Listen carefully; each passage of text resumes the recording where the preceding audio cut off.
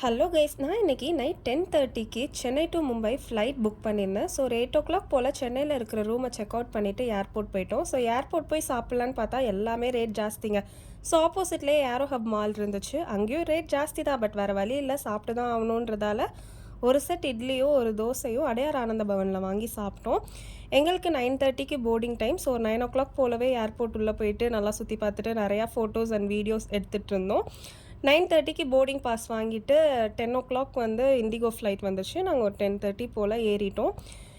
நாங்கள் 12 o'clock land ஆக வேண்டியதுங்க மும்பையில். ஆனால் Thunder storms, heavy rain Mumbai அப்படின்றதால நாங்கள் லேண்ட் ஆகவே மார்னிங் 6 o'clock ஆகிடுச்சு. நாங்கள் எதுக்கு மும்பை வந்திருக்கோம் அப்படின்றத நீங்கள் நெக்ஸ்ட் வீடியோவில் பாருங்கள், கண்டிப்பாக சொல்கிறோம்.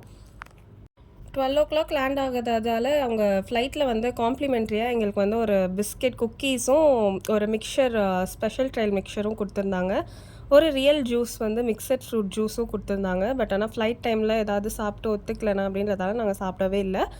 ஒரு 5:20 போல் மும்பை ஏர்போர்ட் வந்துட்டு அங்கேருந்து ஒரு கேப் புக் பண்ணி நாங்கள் எங்கே போகிறோன்றதை நெக்ஸ்ட் வீடியோவில் சொல்கிறோம். Stay tune. Bye guys.